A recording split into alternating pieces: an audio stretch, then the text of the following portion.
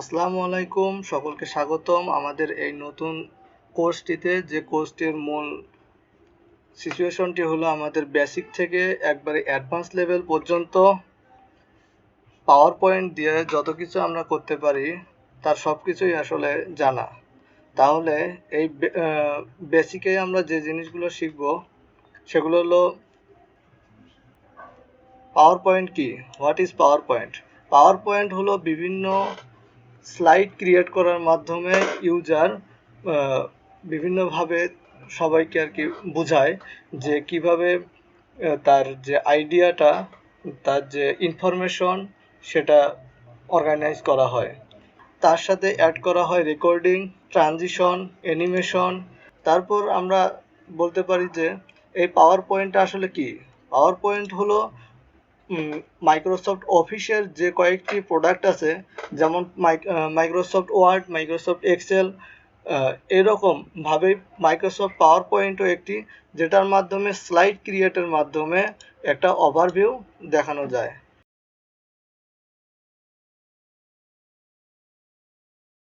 তাহলে এই পাওয়ার পয়েন্টটা আমরা কি কি কাজে ব্যবহার করতে পারি।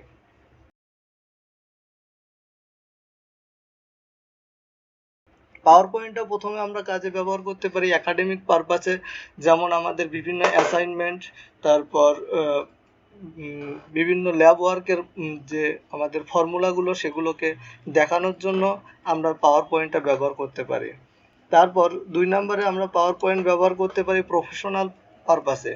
প্রফেশনাল পারপাস বলতে আমাদের কোনো একটা প্রোডাক্ট, বিভিন্ন যে আমরা সার্ভিস দিয়ে থাকি, এই সার্ভিসগুলো অন্যের কাছে বোঝানোর জন্য এবং রিপ্রেজেন্ট করার জন্য আমরা সুন্দরভাবে পাওয়ার পয়েন্টের মাধ্যমে স্লাইড তৈরি করে তা বোঝাতে পারি। এরপরে আমরা পাওয়ার পয়েন্টে বিভিন্ন ক্যাজুয়াল পারপাসে ব্যবহার করে থাকি, যেমন বিভিন্ন বার্থডে পার্টি, ইনভাইটেশন কার্ড, এরকম বিভিন্ন লোগো ডিজাইনের কাজেও আমরা পাওয়ার পয়েন্ট ব্যবহার করতে পারি। এরপর আমরা আসি যে what is power point for. তাহলে এই পাওয়ার পয়েন্টটাকে আমরা প্রেজেন্ট করার জন্য বিভিন্নভাবে প্রেজেন্ট করতে পারি। প্রথমে হলো আইডিয়া, যেমন আমাদের ভালোবাসা বা আমাদের দুঃখ বেদনাকে প্রকাশ করার জন্য আমরা পাওয়ার পয়েন্টের স্লাইডগুলো ব্যবহার করতে পারি। কোনো একটা নির্দিষ্ট ইনফরমেশনকে আমরা যদি অন্যের কাছে রিপ্রেজেন্ট করতে চাই তাহলে আমরা পাওয়ার পয়েন্টের ব্যবহার করতে পারি। তারপর প্রপোজাল। প্রপোজাল বলতে এখানে বিভিন্ন চাকরির যে আমরা প্রপোজাল পাঠাই বা আমাদের প্রোডাক্ট অন্যের কাছে সেল করার জন্য যে প্রপোজালগুলো পাঠানো হয়, এগুলো ডিজাইন করা যায় আমাদের এই পাওয়ার পয়েন্টের মাধ্যমে, যার মাধ্যমে আমরা অনেক কিছু একটার পর একটা স্লাইড আকারে অন্যের কাছে তা প্রকাশ করতে পারি। এরপরে কোনো একটা কাজের ওভারভিউ দিতে পারি আমরা পাওয়ার পয়েন্টের মাধ্যমে, যেমন আমরা এই কাজগুলো যেভাবে করেছি তার উপরে একটা ভিত্তি করে তার ওভারভিউ আমরা দিতে পারি। এছাড়াও অনেক কাজ করা যায় পাওয়ার পয়েন্টের মাধ্যমে।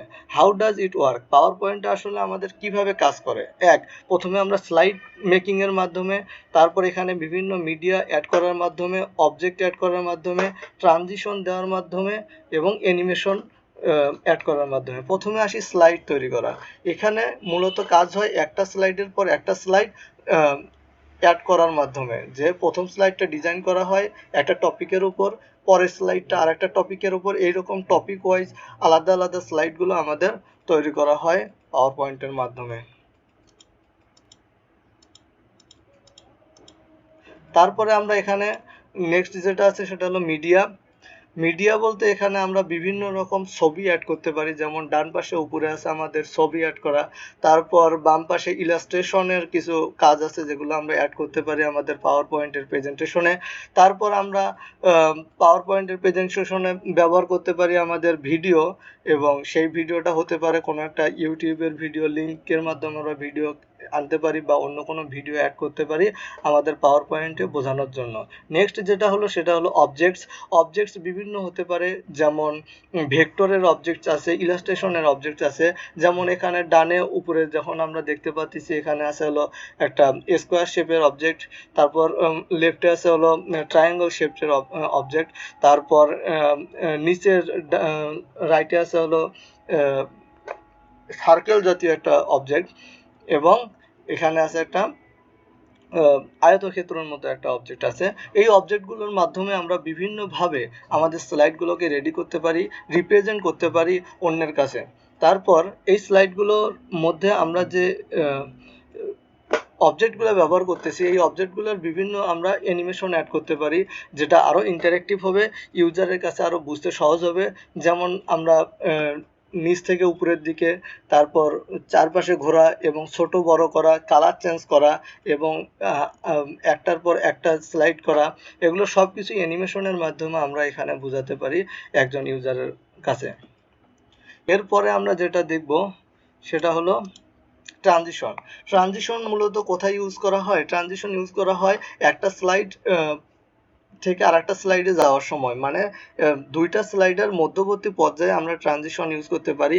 এই ট্রানজিশনের মাধ্যমে আমরা মূলত দেখাই যে একটা স্লাইড থেকে কত সুন্দরভাবে আরেকটা স্লাইডে যাওয়া যায়, সেটা উপর থেকে নিচে যাওয়া যায়।